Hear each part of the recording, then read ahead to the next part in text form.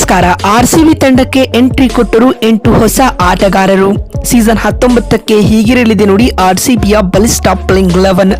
ಹಾಗಾದರೆ ಸುದ್ದಿಯ ಸಂಪೂರ್ಣ ಮಾಹಿತಿ ಏನು ಎನ್ನುವುದನ್ನು ಇವತ್ತಿನ ಈ ಒಂದು ವಿಡಿಯೋದಲ್ಲಿ ತಿಳಿಸ್ಕೊಡ್ತಾ ಹೋಗ್ತೀನಿ. ಆದ್ದರಿಂದ ದಯವಿಟ್ಟು ಈ ವಿಡಿಯೋವನ್ನು ಕೊನೆವರೆಗೂ ನೋಡಿ.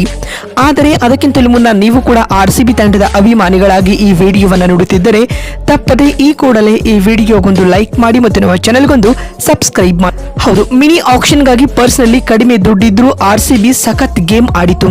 ಟಾರ್ಗೆಟ್ ಲಿಸ್ಟ್ ನಲ್ಲಿದ್ದ ಆಟಗಾರರ ಹಿಂದೆ ಬಿದ್ದಿದ್ದ ಆರ್ಸಿಬಿ ಅಂದುಕೊಂಡಂತೆ ಬಹುತೇಕ ಆಟಗಾರರ ಬೇಟೆಯಾಡುವಲ್ಲಿ ಯಶಸ್ವಿಯಾಯಿತು. ತಾಳ್ಮೆಯ ನಡೆ ಅನುಸರಿಸಿದ ರೆಡ್ ಆರ್ಮಿಯ ಮ್ಯಾನೇಜ್ಮೆಂಟ್ ಆಕ್ಷನ್ ಅಲ್ಲಿ ಚೀಪ್ ಅಂಡ್ ಬೆಸ್ಟ್ ಪಿಕ್ ಗಳನ್ನ ಮಾಡಿತು.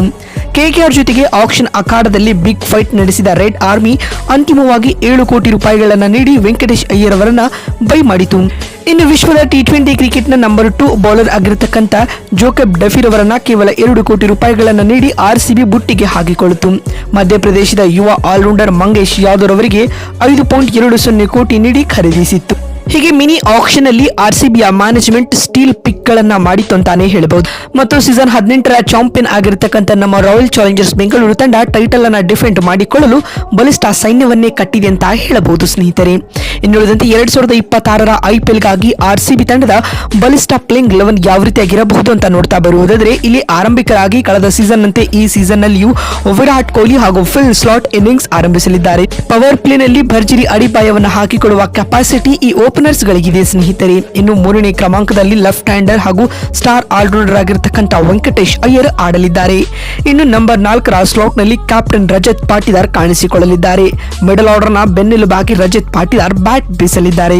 ಇನ್ನು 5ನೇ ಕ್ರಮಾಂಕದಲ್ಲಿ ದೈತ್ಯ ರಾಕ್ಷಸರಾಗಿರತಕ್ಕಂಥ ಟಿಮ್ ಡೇವಿಡ್ ಆಡಲಿದ್ದಾರೆ ಸ್ನೇಹಿತರೆ. ಡೆತ್ ಓವರ್ ನಲ್ಲಿ ವಿರೋಧಿ ಬೌಲರ್ ಗಳಿಗೆ ಕಂಟಕವಾಗಲಿದ್ದಾರೆ ಟಿಮ್ ಡೇವಿಡ್. ಇನ್ನು 6ನೇ ಕ್ರಮಾಂಕದಲ್ಲಿ ಸ್ಪಿನ್ ಆಲ್ರೌಂಡರ್ ಆಗಿರತಕ್ಕಂಥ ಕುರ್ನಾಲ್ ಪಾಂಡ್ಯ ಆಡಲಿದ್ದಾರೆ.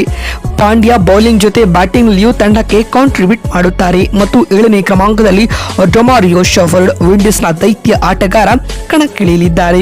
ಇನ್ನು 8ನೇ ಸ್ಲಾಟ್ ನಲ್ಲಿ ವಿಕೆಟ್ ಕೀಪರ್ ಕಮ್ ಬ್ಯಾಟ್ಸ್ಮನ್ ಆಗಿ ಜಿತೇಶ್ ಶರ್ಮಾ ಕಾಣಿಸಿಕೊಳ್ಳಲಿದ್ದಾರೆ. ಈ ಮುಖ್ಯವಾಗಿ ನಂಬರ್ 8ರವರೆಗೂ ಕೂಡ ಆರ್ಸಿಬಿ ತಂಡದ ಜೆನ್ಯೂನ್ ಬ್ಯಾಟಿಂಗ್ ಲೈನಪ್ ಇರಲಿದೆ ಅಂತ ಹೇಳಬಹುದು.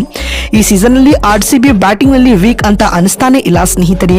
ಇನ್ನು 9ನೇ ಸ್ಲಾಟ್ ನಲ್ಲಿ ಸ್ವಿಂಗ್ ಕಿಂಗ್ ಅಂತ ಕರೆಸಿಕೊಳ್ಳೋ ಭುವನೇಶ್ವರ್ ಕುಮಾರ್ ಆಡಲಿದ್ದಾರೆ. ಮತ್ತು 10ನೇ ಸ್ಲಾಟ್ ನಲ್ಲಿ ಸ್ಪಿನ್ನರ್ ಆಗಿ ಸುಯೇಶ್ ಶರ್ಮಾ ಕಾಣಿಸಿಕೊಂಡರೆ 11ನೇ ಹಾಗೂ ಅಂತಿಮ ಸ್ಲಾಟ್ ನಲ್ಲಿ ಇಲ್ಲಿ ಜೋಸ್ ಹೆಸಲ್ವುಡ್ ಆಡಲಿದ್ದಾರೆ. ಕಳೆದ ಸೀಸನ್ಗೆ ಹೋಲಿಸಿದರೆ ಈ ಆರ್ಸಿಬಿಯ ಪ್ಲೇಯಿಂಗ್ 11 ನಲ್ಲಿ ಒಂದೇ ಚೇಂಜ್, ಅದು ವೆಂಕಟೇಶ್ ಅಯ್ಯರ್ ಸ್ನೇಹಿತರೆ. ಇನ್ನು ಇಂಪ್ಯಾಕ್ಟ್ ಪ್ಲೇಯರ್ ಆಗಿ ಇಲ್ಲಿ ಯಶ್ ದಯಾಲ್ ಅವರನ್ನ ಆರಿಸಿಕೊಳ್ಳಬಹುದು. ಇಲ್ಲಿ ಇಂಪ್ಯಾಕ್ಟ್ ಪ್ಲೇಯರ್ ಆಗಿ ವೆಂಕಟೇಶ್ ಅಯ್ಯರ್ ನ ಚೂಸ್ ಮಾಡ್ತಾರಾ ಅಥವಾ ಫಿಲ್ ಸ್ಲಾಟ್ ನ ಚೂಸ್ ಮಾಡ್ತಾರಾ ಅನ್ನೋದನ್ನ ಕಾದು ನೋಡೋಣ.